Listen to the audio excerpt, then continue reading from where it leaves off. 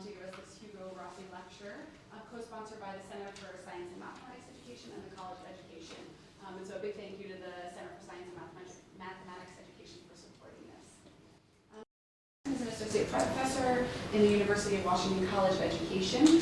Her work as a mathematics educator is principally concerned with understanding how we can improve mathematics teaching and learning, especially in the middle grades, to support youth from historically underserved communities to participate substantially in and identify with academically rigorous mathematics. Prior to joining the University of Washington, she was an assistant professor of mathematics education at McGill University. And today she'll be talking with us about improving mathematics teaching at scale, centering equity-specific learning demands. So please join me in giving a warm welcome to Dr. Kara Jackson.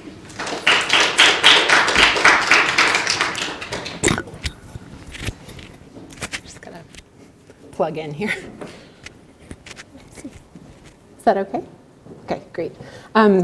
Thank you so much, and thank you so much for coming with the snow.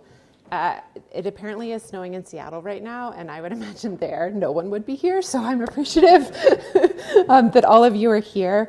I do want to start by recognizing that I'm a visitor here to the University of Utah and that the university resides on Indigenous lands, and just express gratitude for all the work that's being done to protect the land for future generations of people.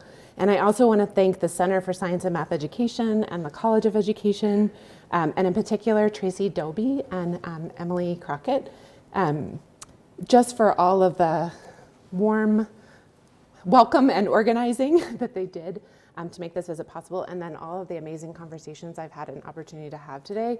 I was just saying to Lauren, it just feels like what an amazing place with so much energy around thinking about deep issues of teaching and learning. So thank you.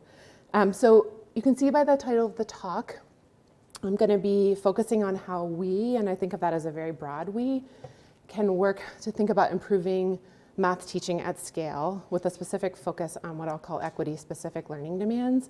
I am a math educator. I focus on mathematics, but I hope for those of you in the room who don't focus on math that you could also kind of look to see where are the resonance with either other content areas or other issues of schooling, and also what might be different, and I think that can make for really good conversation.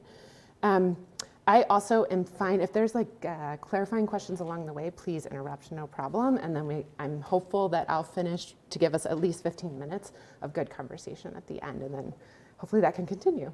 So I'll get started by articulating what I think many have identified as a real pressing problem in math education. And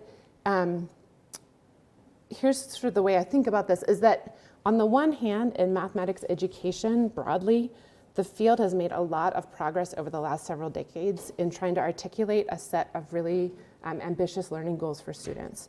And those goals encompass things like conceptual understanding or deep understanding of core mathematical ideas, procedural fluency in a range of domains, but also what does it mean to do mathematics? So really articulating specific goals around learning to reason, communicate about mathematics, to make argument using mathematics. There's all of those goals, I think, fundamentally reflect a principle that mathematics is a sense-making enterprise. It's about making sense of ideas, and that all humans are sense makers. And that as such, students should experience mathematics as a sense-making activity, and also come to see one another as really having valuable ideas and resources on which to build and engage with. And at the same time, the field's also, I think, made a lot of progress in starting to articulate a vision of high-quality teaching that would allow students to fundamentally see mathematics as a sense-making activity and to really value one another's ideas. So we know how important it is, for example, for kids to be engaging in solving authentic, cognitively demanding tasks where there's not a known solution strategy at the start, where kids are actually wrestling to figure out what makes sense, when, why, how would I defend my particular strategy to others. We also know the value and importance of teachers pressing students to really articulate that reasoning, to really engage deeply with what it is they're doing and why. We know the value of, more generally, I would say, just of listening really carefully to what kids' ideas are, attending carefully to student thinking, to then figure out how is it that I want to build on that thinking to achieve a mathematical agenda.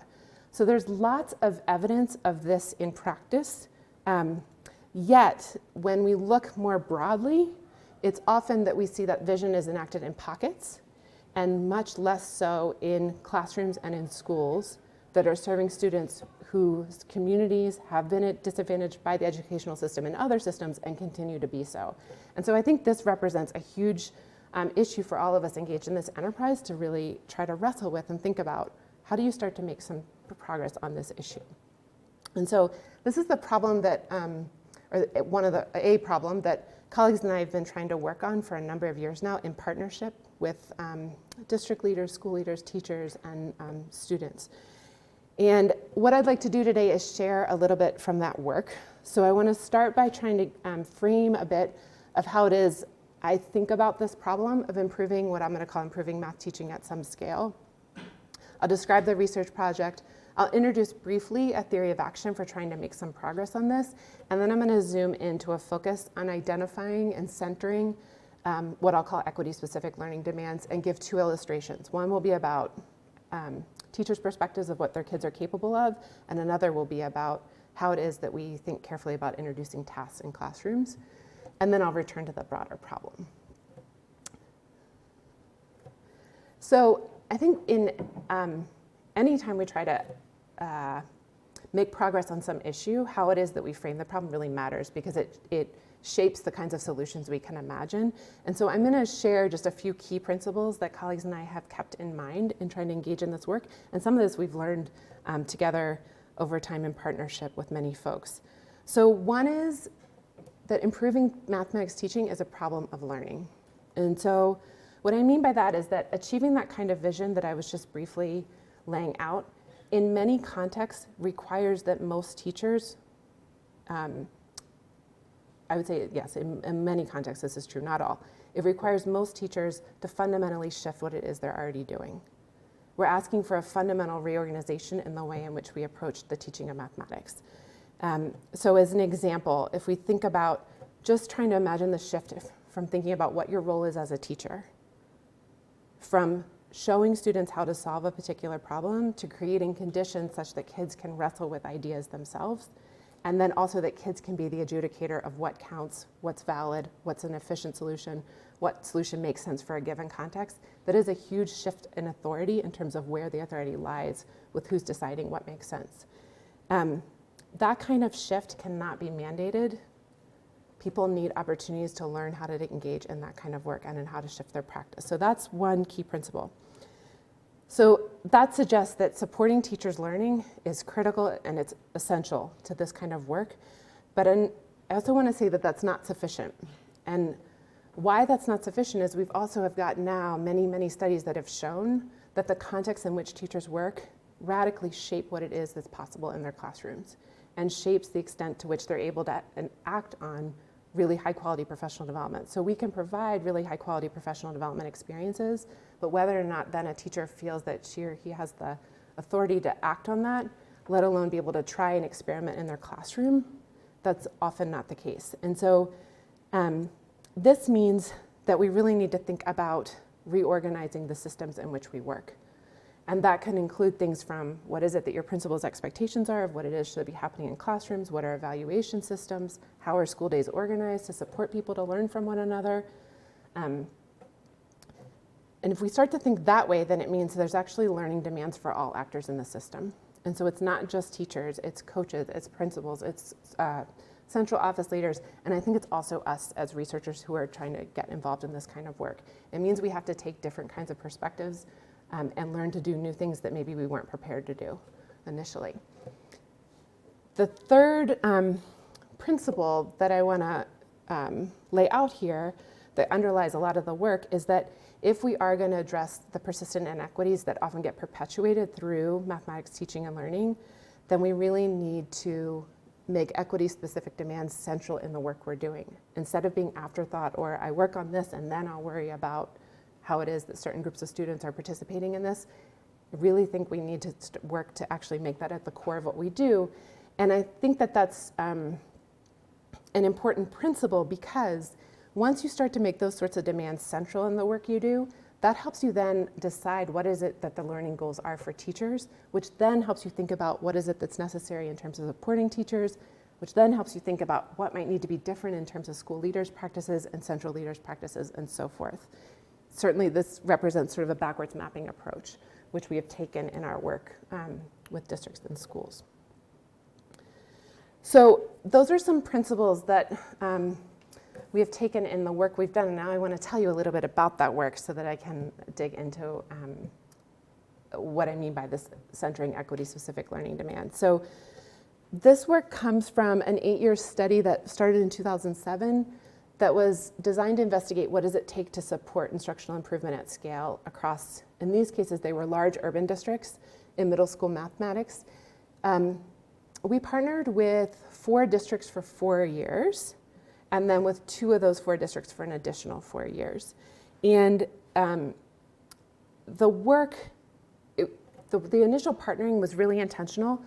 These were districts that were, and again, this is 2007, so it's in the midst, if not the height, of No Child Left Behind legislation. They were aiming at really rigorous learning goals for their students. So in many ways, what they were hoping to accomplish was above and beyond what they were being held accountable for at the state level. They were also districts who really viewed improving learning as an issue of improving the quality of instruction. And the districts were also all implementing what I think all of us would think were reasonably coherent sets of strategies. So, for example, if you're familiar with middle grades math, 3 of the 4 adopted Connected Mathematics Project 2 curriculum, which is a standard-based curriculum that engages students in solving cognitively demanding tasks. They were providing professional development teachers. There was investment in coaches.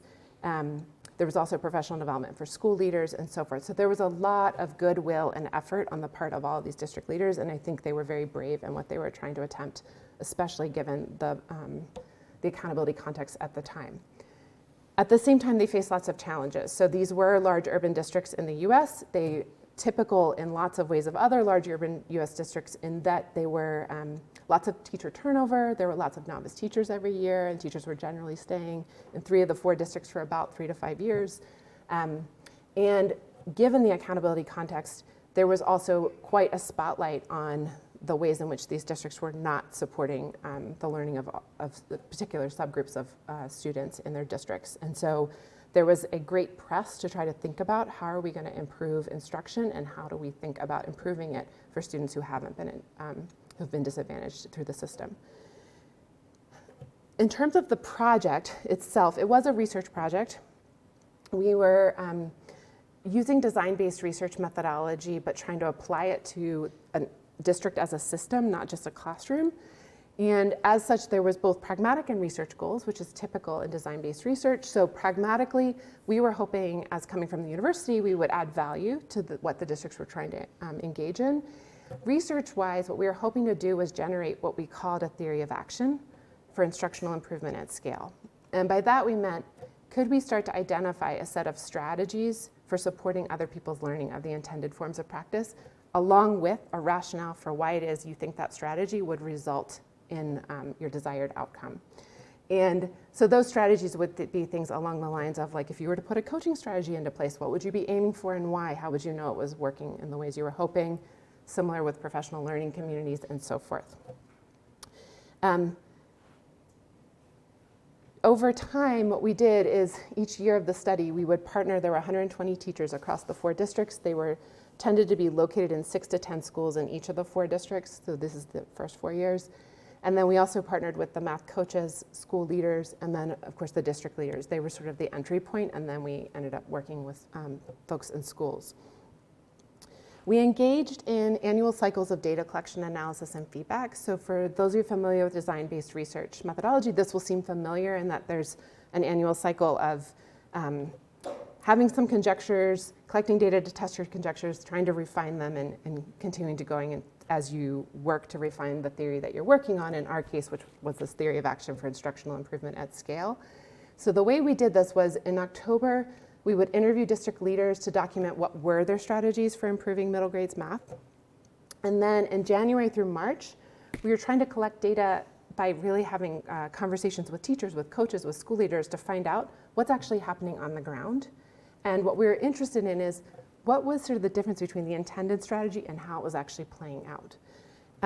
To do that in January through March, we collected a number of data. So One of the most important, though, was audio recorded interviews with each of those 200 participants each year. That was the conversation where you got to hear about what actually was happening. We also did online surveys, and then importantly, we were also video recording 2 consecutive lessons in the teachers' classrooms that we were then coding using Melissa Boston and Company's instructional quality assessment. We administered the assessment of teachers and coaches' mathematical knowledge for teaching. So the assessment, those who are familiar with it, like Deborah Baugh, Heather Hill, and so forth.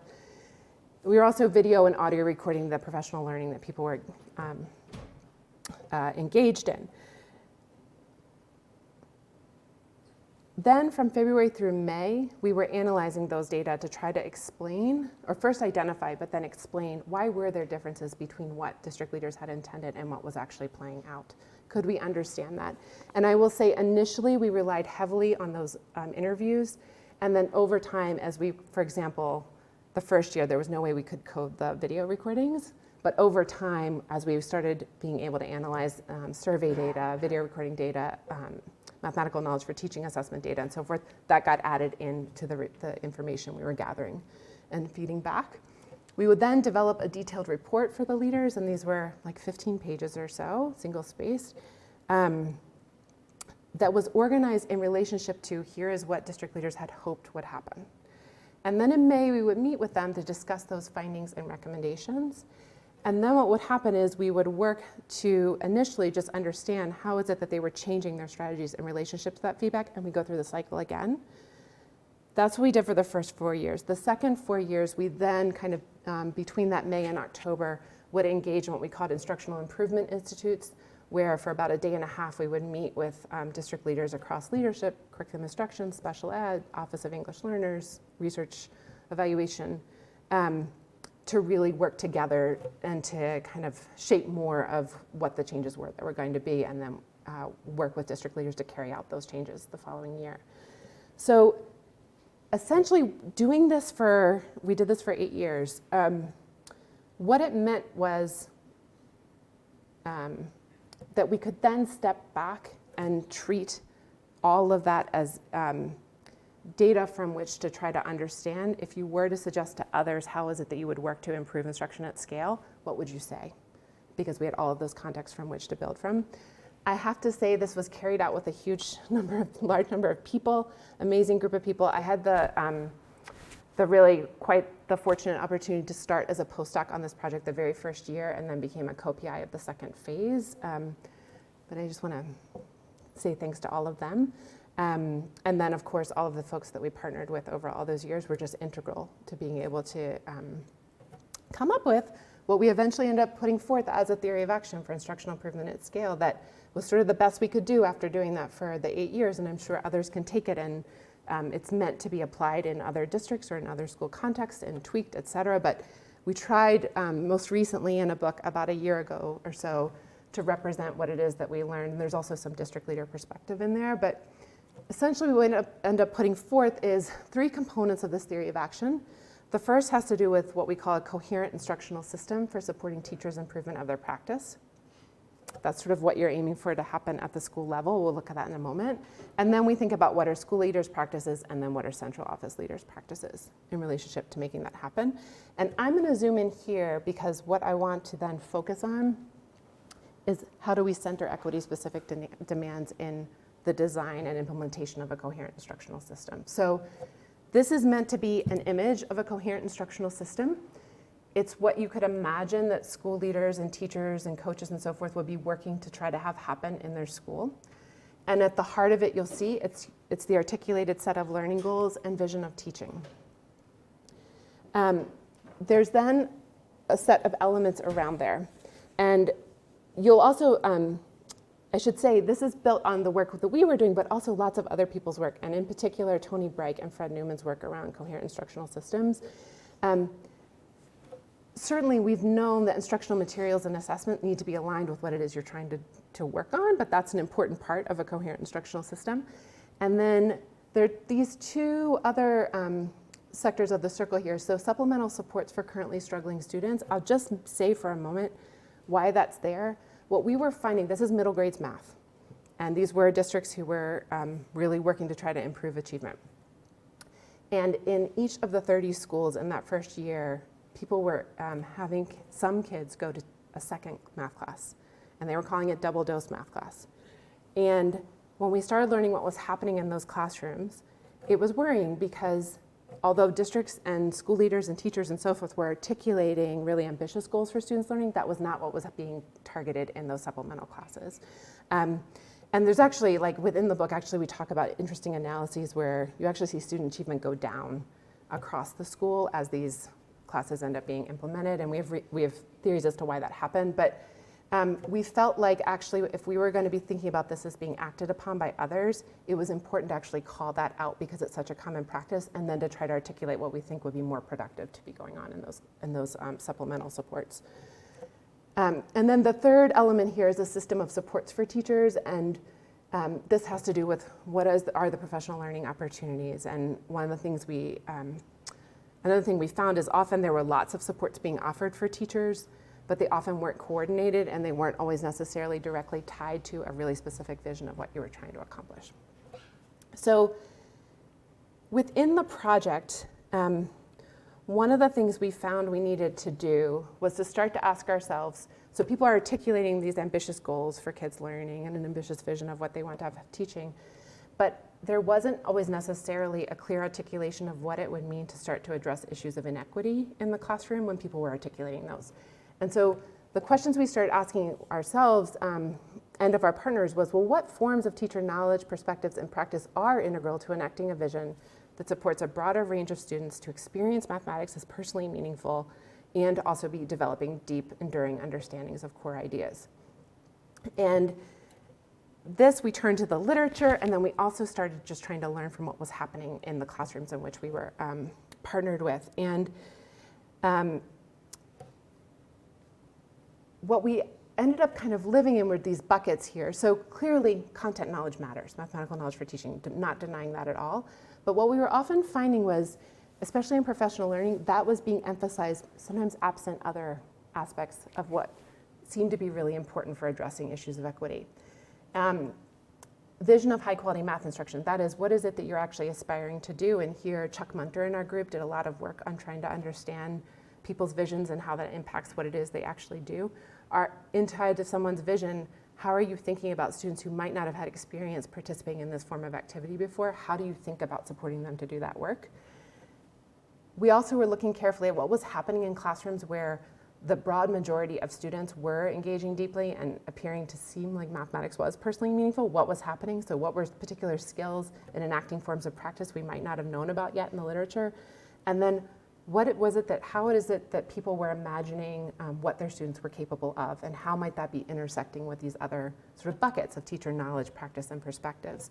So I'm gonna zoom in first here on productive perspectives on students' capabilities as what we came to see as a real learning demand. And by learning demand, I mean something that needs to be learned, that we can't assume that people just come in with productive perspectives on their students' capabilities, and that it's incumbent upon us to say, if that's important, we need to figure out how is it that we start to support people to change or to learn to develop different perspectives.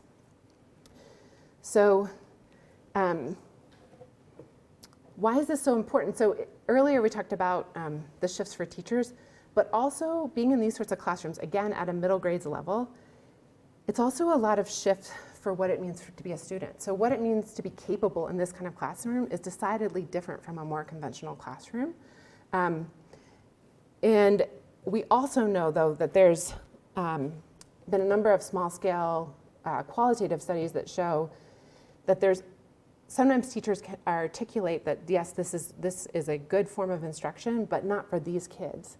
And they end up justifying decisions to do different things with particularly students of color, or students for whom English is not their first language, in terms of what they assume to be their perceived capabilities. And so within the first year of the project, we decided to try to understand what were teachers' current perspectives. Did this indeed represent a learning demand across these 4 districts? And if so, what could we do about it? And so we wanted to try to get away from, and I mean, it's important to say this, we want high expectations for all students, but oftentimes that's kind of where the professional development was living around this area, was high expectations for all students. But what does that actually mean in practice? What does that look like? And if you're thinking about trying to support people to learn something, what would you be supporting them to learn to do in order to enact that? And so we ended up drawing from literature on problem framing from social movement work. That's, again, it's kind of how I started the talk, that how it is that we frame a problem really matters for the solutions we imagine. So we were interested in any instructional regime, some students are likely to have some difficulty. How do teachers explain that problem? How do you attribute the source of that problem of student difficulty? And what do you then do to try to address it? And so in our interviews, what we asked, this was turned out to be a really important question. When your students don't learn as expected, what do you typically find are the reasons? And I'm going to just share two different responses. So one, I normally look first at me to see, is there something in the lesson I didn't emphasize well enough? Or I may talk to the teacher they had last year and say, when you went over this, was this something that they struggled with? And comparing that to another teacher, well, you're not supposed to think necessarily, but I believe there's some innate, ability and differences. Math comes easier to some kids than others. And these were representative of the kinds of responses we were hearing to this question. And you can see in the first one, kids don't learn as expected, the teacher is relating it to something about instruction. Whereas in the latter one, it's related to suggesting there's some inherent traits of students. And you could imagine in this bucket, there were also conversations about families, communities, and so forth. And so we ended up using the language of productive and unproductive with our partners, because in the first, you can imagine that if you start to frame this problem as one that has something to do with instruction, you're open to then maybe acting a little bit differently in instruction and trying something out, versus the second one, we got to do different kind of work to shift that kind of framing. At the same time, we also were interested in, as I said, so what did people describe that they actually did when students did face difficulty? And so we would ask questions like, teacher would name a challenge, what do you do to address that? In what ways at all do you find you need to adjust your instruction, and so forth? And sometimes we'd hear something like this, well, I've been working on pre-teaching certain skills to some of the students so they can work with others in the group on solving the task. So I know that this task is going to be coming up. These students are having some difficulty here, pre-teach it so that they can engage more fully in the focal task. And then we heard this a lot. These kids are used to being spoon-fed. They'll sit there and say, I don't get it, until you actually sit down and show them step by step how to do that problem. They don't get it. They don't know how to think. These are two really different ways to respond to the perception that someone's having difficulty. The first, of course, is aimed at sort of maintaining the rigor of what you're trying to accomplish and doing some adjustment around it. And of course, the second is reducing that rigor. And again, we, with partners, use this language again of productive and unproductive, taking a stance on that the bottom is not in alignment with the vision of what people were espousing. That said, one of the things that really came out when we were looking at these kinds of data was that it's true that we saw a lot of people saying what's in the bottom bucket, but we also didn't have evidence that people were being supported to think differently. So oftentimes, again, going back to the PD that's about high expectations for all, there wasn't actually like a pairing with, and what do you do when a student faces difficulty? And so again, we were viewing this not as like there's something wrong with the teacher, but like what can we think about in terms of the system supports? This is really important information that this is how people are acting. What does that mean for how we want to design and think differently? I'll just say we looked at that each year in the interview data to try to get a handle on what people's perspectives are and whether they were shifting. And it was worrying that, this is from year 5 data, so this is in 2 districts of 100 teachers at this point. And we are finding that less than 20% were suggesting difficulties were solely in terms of instructional or schooling opportunities, and almost 30% were solely in terms of inherent traits of the kids or deficits in their families and communities. And most people were somewhere in between. And district leaders actually were like, okay, we can work with the in-between. And then I think there's a different challenge when thinking about if it's solely to kids, families, and communities. And then this, I think I was just alluding to, less than 20% described making productive adjustments to their instruction. But again, I think that when we looked at what the support teachers were giving, that was not surprising. And also when we looked to the research literature, there's actually not a lot out there about when you do adopt really ambitious goals for kids learning and kids are having difficulty, what do you do? And so I think of this as actually a really important place for the field to go, and trying to get really concrete about that.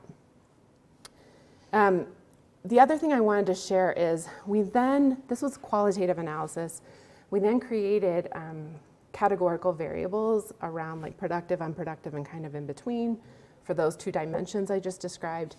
And then Chuck Munter and Annie Garrison Wilhelm, who are 2 folks on the projects, they really do, I think you would say they do mixed methods work, but they're very skilled in doing quantitative work. And so what we did is we tried to look quantitatively at the relationship between teachers' perspectives of their students' capabilities along those 2 dimensions. How do they explain difficulty? What supports do they provide in relationship to instructional quality? And so across years 1 through 4, we had 165 teachers for whom we had data for all of these sorts of things. And we were able to look. And so we were controlling for mathematical knowledge for teaching, their vision, the rigor of the tasks that they were implementing in their classroom, their years of experience. And we found something that I think fits with qualitative, small scale qualitative, but we were able to see it on a large scale. That teachers who were articulating those productive views of their students' mathematical capabilities were much more likely to maintain the cognitive demand of tasks. And they had higher quality whole class discussions in which students were explaining their reasoning. And that this relationship was stronger and more significantly stronger in classrooms in which there were much larger numbers of students either of color and or students who were identified as receiving English language learner services. And so that kind of information, being able to share that back with partners, meaning we have to tackle this issue of what we're people's perspectives of what their kids are capable of, but in partnership with also giving them strategies to actually act in different ways with their students. The other thing I will just say is that Charlotte was Dunlap at the time, now it's Charlotte Sharp. She looked at teachers across the study who their instruction improved over time as measured by the assessments of their video recordings of instruction, and found that teachers' instruction was unlikely to improve unless they had both developed pretty sophisticated visions where they could describe what it is they were aiming for particular groups of students, and also were articulating productive views. So all of that together is suggesting that we really need to think carefully about how it is we work to kind of surface and shift those perspectives, and that it's also connected though to people's vision and then their skill in actually being able to enact practice. So I want to give one more example of what I mean by an equity-specific learning demand. And this is more in the bucket of sort of enacting forms of practice. So the former was on perspectives, and I want to kind of move into what do you see happening in a classroom? And this, after the first year, again, in part because of questions from the district leaders, like what can we do differently to support a broader range of students in our classrooms, we started looking at video of teachers who others would nominate as like really important things were happening in their classroom. And as we did, what we started to notice was in those classrooms, there was attention especially to how it is that tasks were being set up. So those of you in Math Ed might be familiar with the math test framework from Mary Kay Stein and colleagues, which essentially suggests that you have an intended curriculum, but then teachers and students are making decisions about how that actually gets enacted in a classroom. And they had identified one phase as, so you have this sort of like, how does the task even get set up or introduced in a classroom? And then after it gets set up, kids start to work, what actually happens? And at any place along the way, you can kind of maintain or decrease, and sometimes, but rarely, increase the rigor of what it is that people are engaging in. And when we looked at those videos, we noticed something distinctly different was happening in the first few minutes of a lot of the teachers who have been identified as doing really good work in their classroom. And this was, again, 3 of the 4 districts were using Connected Mathematics Project 2, which if you're familiar with that, it tends to be organized around problem-solving tasks, but they're pretty linguistically dense. There's a lot of reading and sense-making to make around a problem situation to then decide what you might do to solve a problem. And what we noticed was a difference in this launch or this introduction of the task in that how the launch was set up was really impacting, or how the task was set up impacted both the work of students and of teachers. So ideally, you set up a task not for very long, kids can get working, and then they can make sense of that task, and then you have a whole class discussion in which they're really deepening their reasoning. So a lot of the deep learning is happening in a whole class discussion. And what you're hoping is that task gets set up, while kids are working to solve the task, the teacher is able to go around and carefully attend to what it is the kids are thinking so that they can plan for that whole class discussion where the reasoning is going to get deepened. And in many of the classrooms, I would say in the majority of the classrooms that where things were not as successful with students, what was happening was there wasn't much attention given to the introduction of the task, and then the teacher was kind of running around putting out fires. So the teacher was kind of reintroducing the task from table to table, or sometimes just saying, okay, let me show you how to solve the task. Understandably so, it's really hard to teach in this way, but it led to us thinking, what's happening in those first few minutes really matters. And so I'm just gonna give you a sample task to think about this for a moment. This is from a teacher, Mr. Smith, who was one of the teachers who others identified as doing really powerful work. And he had taken a task from Connected Mathematics Project 2 and adapted it a little bit. He called it Dollars for Dancing. That was not the name of the task that was given in the actual task, but it's 3 students at a school are raising dollars for the school's Valentine's dance. This was true. There was actually a Valentine's dance in their school. And all 3 decide to raise their money by having a dance marathon in the cafeteria the week before the real dance. They will collect pledges for the number of hours that they dance, and then they will give the money to the student council to get a good DJ for the Valentine's dance. There's then 3 different plans, and the task is, who has the best plan? Explain your reasoning. Now, there's not a single answer to that. They can argue and defend different, why they would defend a certain plan over others. And what you might notice mathematically here is that in Rosalba's, it's $3 per hour, whereas in Nathan's, there's a set of money up front, $5, and then $1 for every hour that they dance. This is the first time, this is 7th grade, this is the first time the kids are being introduced to the idea of linear relationships where the starting point is not at 0. And so this is kind of launching that work. And what we noticed was it appeared, and then we were able later to talk to teachers like Mr. Smith and find out indeed this was true. People like Mr. Smith were giving a lot of thought to what do students need to know to be able to engage in solving this task productively. Not meaning get a right answer, but to actually be able to wrestle with the core mathematical ideas. And what we noticed was there was opportunity given for students to develop some common or shared language up front around the key contextual features of the scenario. So in this case, the teacher adapted a task to make it something that was familiar, but still, had there not been kids in the class who knew what a dance marathon is, what's a dance marathon? If I don't know that, I'm out of the game. And so really giving careful thought to what are aspects of the context or language that might be unfamiliar to some students. How can we develop some upfront language for that? The other thing, though, that we saw was that people like Mr. Smith were attending to the key mathematical idea or the relationship that kids were then going to be mathematizing or reasoning about and representing. And so in this case, it's the idea of money is accumulating over time, and that there's different ways of accumulating money over time. There's a fixed amount, or you can earn a bit up front and then an amount per every hour of dancing. Without an image of that's what's happening in that scenario, you're really out of luck in terms of trying to then actually reason about, in this case, linear relations. And so someone like Mr. Smith would have them actually talk about what are the 2 different ways here that you're going to earn money. At the same time, doing this without suggesting an actual solution strategy to get started. This is such hard work. Like, I can't emphasize enough how complex this kind of work is. And yet, it also seemed to be really important for what was happening for students. And so, yeah, I just wanted to also put this up here. This sort of thing requires teacher judgment.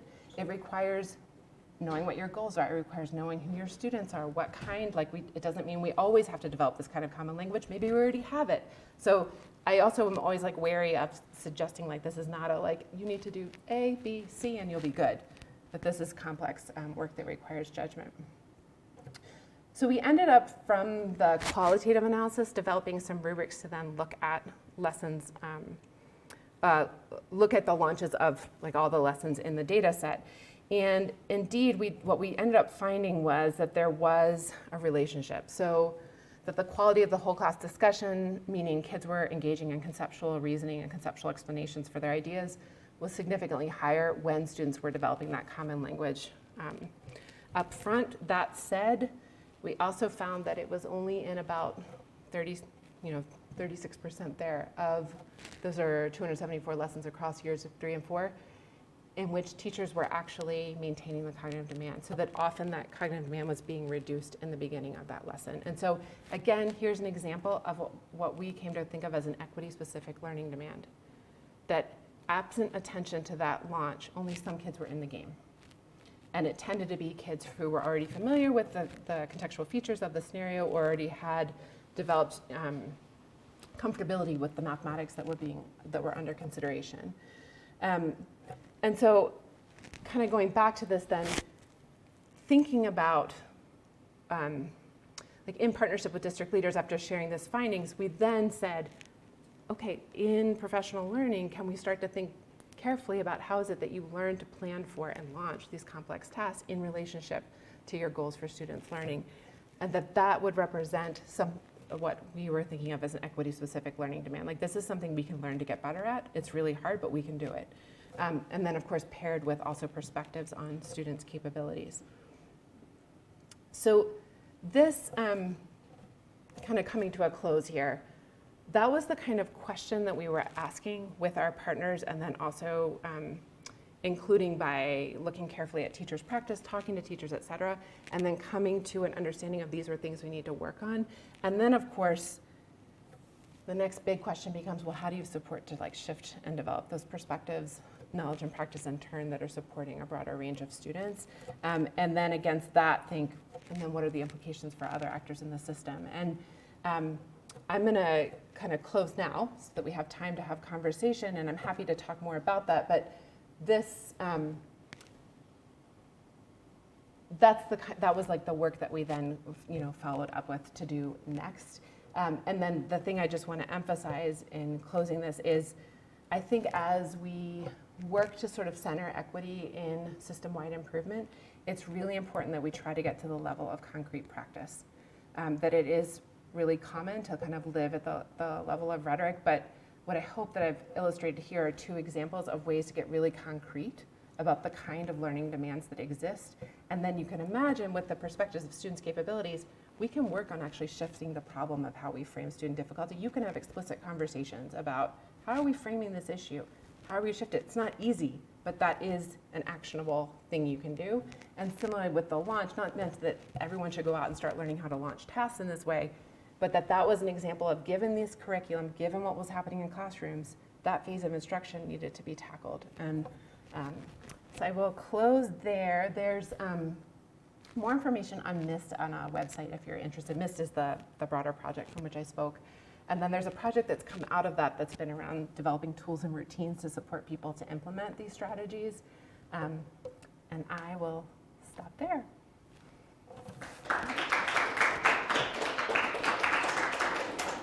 And I don't know, I personally find it helpful sometimes in a talk to just have a minute to talk with someone nearby me about things I'm thinking about, and then maybe we could have conversation if that's okay. Okay.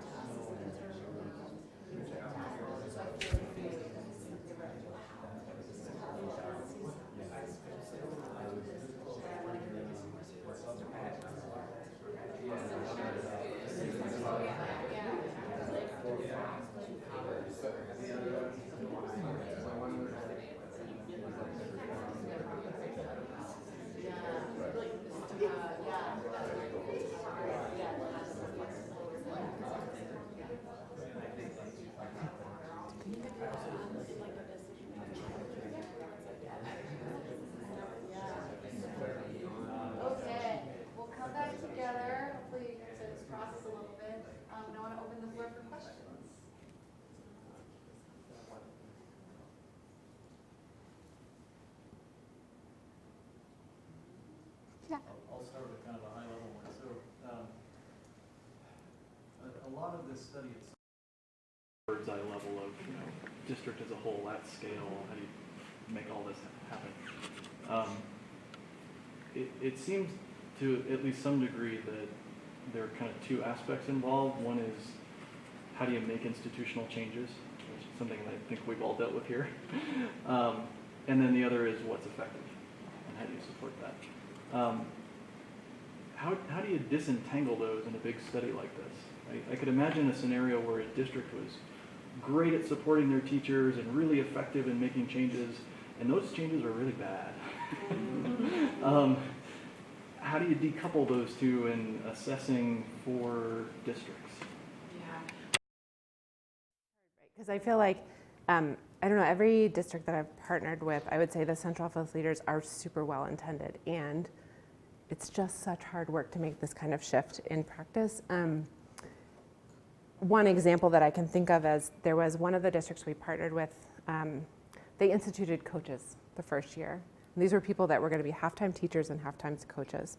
And they also had just adopted Connected Mathematics Project 2 curriculum, which was a big shift from the conventional curriculum they had been using. And after year one, we were able to say, well, it doesn't look like the coaches' practice is not really any different from the teachers, and most people are just learning how to do this work. And after year two, it was the same story. And after year three, it was the same story. And it was at that point that actually one of the central office leaders, a chief academic officer, said, I think this strategy isn't working. But what I think is so hard is oftentimes from that position, what I think I came to appreciate is you actually don't know. It's really hard to know from a central office perspective, like how it is that things are playing out. And we were able to give this data. And then you're also, I feel like we were cautious because you're like, it takes at least 3 years for people to learn how to shift practice. So like maybe you don't want to change your strategy after 1 year. You actually want to give it 3 years. But this was a case where after 3 years, it was true. People were coaching. There were coaches. In some sense, you'd say the strategy was working. There was a coach who was working with teachers. And at the same time, it wasn't clear that that was actually resulting in the kind of improvement in instruction. And so that district in that case said, actually what we're going to do is there were a few cases of coaches who were really effective with teachers. We're going to make them, we're going to pull them to the central office leader, and we're going to have them support multiple schools instead of having a coach in every building. But to make that kind of shift, I was always a little bit in awe in how it is that they did come to make that decision, because it's hard to shift things once they've started going and there was a plan and there had been all this professional development for these coaches year after year. And so it represented a really huge shift, I think, in their theory of action. And in the end, it was a really good one. But I guess what's hard is, if I think from their perspective, I don't know that absent that kind of data that they actually would have known that it wasn't going the way they thought it was going. And so I don't know if that's answering your question, but I think it's like, this has actually become sort of the focus of the follow-up project, I would say, is to figure out how do you have tools that help you get a quicker read on what's actually happening in instruction much more rapidly, so that you can make changes that don't wait for years later, and that often the only data that people in a central office have to act on is student achievement data, which is so distal from actual what's happening in classrooms on a daily basis. So I think like part of the challenge for, I think, a lot of us in central offices, but then also those of us who partner with them, is to figure out how can we more easily get reliable feedback about what's happening fed back in some sense, like up and down the chain in a much more effective manner and quick manner. Yeah. And obviously somewhat disheartened by the unproductive teacher mindsets versus productive. Obviously those of us who work in schools know there are a lot of pervasive mindsets that aren't necessarily supportive or helpful for student success. But I'm curious about as you were integrating these teachers and studying them and kind of typologizing them into these categories, did you find, were the teachers who had more productive mindsets, was that influenced by district conditions or school conditions? Or was that just a personal variation? Was that question? Yeah, I think to understand it in terms of the conditions of the workplace.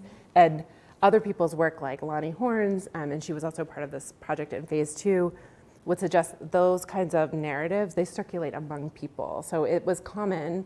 One of the things we looked at was, how did these things actually vary by school? And sometimes there was also like racialized discourses that varied by school depending on population, but also depending, sometimes it just seemed like this local way of making sense of things that was not easily predicted and just seemed specific to that school. So sometimes it was like specific to that school, specific to a grade level band, but it also meant that there might be levers at a school level to start to shift these. And so part of it also is like thinking with coaches about, do you know, how is it that teachers are explaining like why they're feeling hesitant to try something?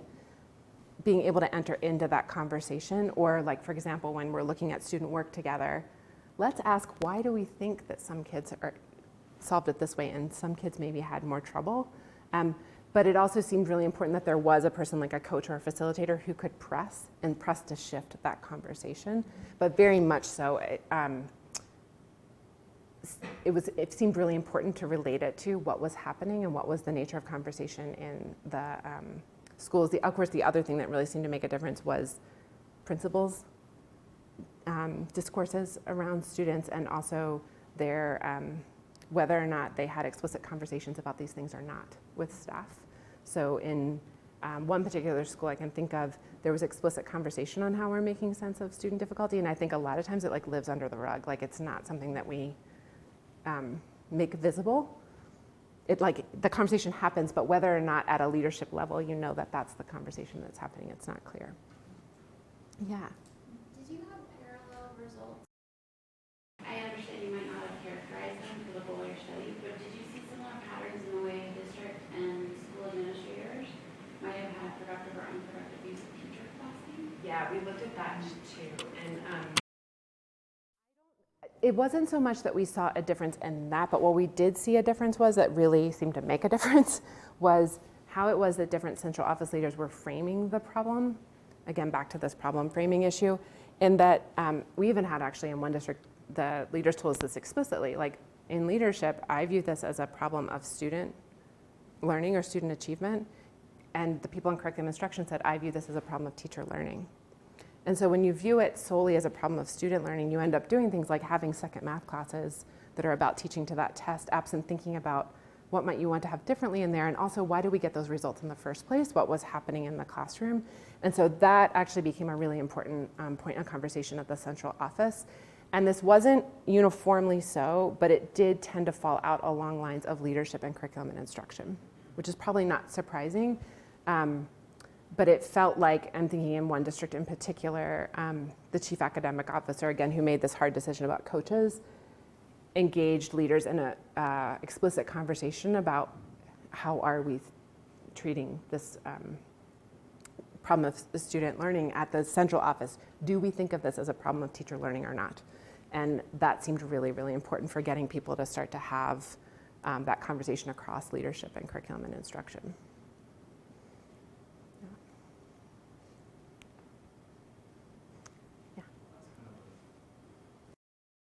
Follow up to that, do you have any sense from the data that you have that that's something that's better addressed through teacher learning or through hiring decisions? Yeah, so we didn't look carefully at hiring, but actually in a work I'm engaged in now, in work with this one school, I think that has become huge. And so like a huge meaning we should be thinking carefully about this. So in one of the schools where I would say a principal is very much viewing improving instruction as as not only as a problem of teacher learning, but like we need to provide supports for teachers to learn to do this hard work. He has been hiring for people who want to collaborate with one another. And if he's kind of like, I can handle like working on content knowledge, but I can't if you're not interested in working with others, that this isn't the place. So that's just one tiny example, but it does feel like, and I also think about like the work of Meredith Honig and colleagues who have started to really think about human resources connection to the teaching and learning office, and that feels like a really important area that I would say we did not cover or engage with in this work. Yeah. I'm wondering, as you're thinking about looking at concrete teacher practices or making kind of What have you found are the productive ways for like different stakeholders to be working together? So like how much interaction is happening in terms of like looking at those like changes that you're making from like the school administration versus central office? Like were you a go-between between some of these, or was it productive for them to have direct interactions, or like who's kind of interacting with whom, and kind of how did that seem to be working? I don't know how much you looked into that. Yeah, I mean, I can say just from personally in the work. I mean, we were kind of giving that feedback. I'm thinking about the cycle. So we're giving the feedback, and then, as I said, in the latter 4 years of the project, we then would work much more closely together on co-designing new strategies to try out, and then would follow. But always in the role of like, we want to think with you, but this is your work, and ultimately you're the ones who are held responsible for what happens. And so, like, we want to be your thought partner, but district leader, coach, math leader, et cetera, like, we'll be right there alongside you, but it's your work. And there, especially in that latter 4 years, we did intentional work where there would be, for example, I'm just going to take the launch as a case. The coaches were working on supporting teachers to think about that phase of instruction. At the same time then, the coaches were also going to the principal PD, where the principals were learning about that as an important phase of instruction and thinking about what is it that I would look for in a classroom, or what would I listen for. And actually one of the things we learned was one way to think about like whether or not maybe a launch was supporting kids is go around the room and look and see how they solve the problem. Because if they all solved it the same way, again, this particular kind of task, chances are they were shown a solution from the start. Or if you find that half of them really don't know how to get started, chances are the launch wasn't something, and that's probably something to work on. So we tried to think together about what are like quick and easy ways to get a read on what might be happening, but it felt important for principals to have that sense of how is it, like what am I looking for that's connected to what it is that my teachers are now working on, and then for the the coach and principal then to have conversations about what do we see, what are we noticing, and therefore what needs to happen next. And that actually, Lindsay Gibbons, who's at Boston University, she really focused on that, like the nature of the principal-coach relationship, how crucial that is. And I'm saying coach, it could be teacher leader, it's whoever it is that's supporting teachers to really work on their practice. That really matters, and the alignment in principals knowing enough to know what's being worked on, but it also came out, and this was a position, we shifted positions on this over the course of the project, but by the end, based on work that was done by Adrienne Larby-Sharif, who's now at University of Pittsburgh, the idea that principals need to know everything that a coach needs to know or a teacher needs to know seems not sustainable. So a lot of times principal PD was about like, you're gonna learn all about the launch. And that actually was not necessarily a good use of time. You think about them having to, especially secondary, there are multiple content areas. Is that really a best use of their time versus can I know something quick to go look for, but then can I learn to trust and know the expertise of my coach who's really the one who needs to inform me about what it is needs to happen next for teachers' work. Yeah.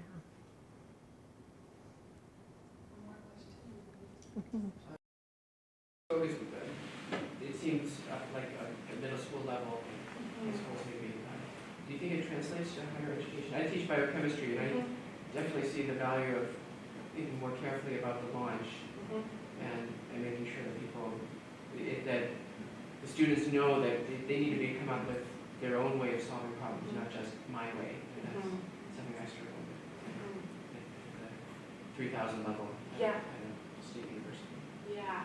No, that's such an interesting question. I actually was thinking about meeting with some of the people from the undergraduate, I guess, science education.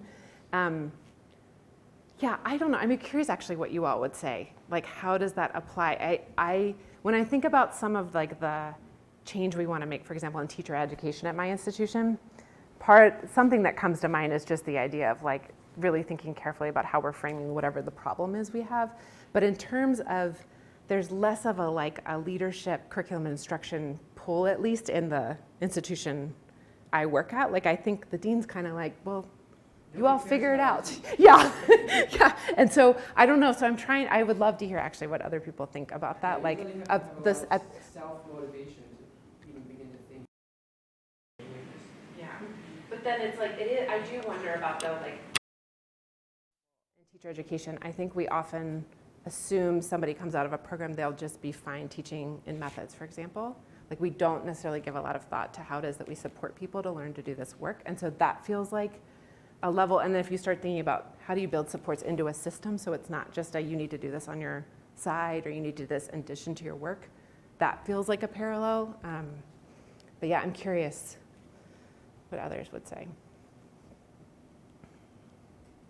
I think there's also an interesting piece of like, then when you're trying to, like some people might feel like you're micromanaging too much, right? If you're trying to make the system change, you're, well, let's see what's happening in the Mathis class, let's try. And it's not a familiar thing in a lot of places in higher education, I think.